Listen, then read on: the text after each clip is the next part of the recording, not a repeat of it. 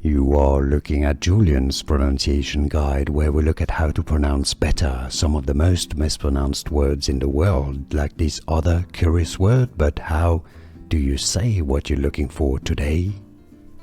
We are looking at how to pronounce these words, as well as how to say more interesting but often confusing vocabulary in English, so make sure to stay tuned if you enjoy learning. Sin is how you say it. It's easy. Sin, both British and American pronunciations are similar as sin, and now you know. Like and subscribe if you found this video useful.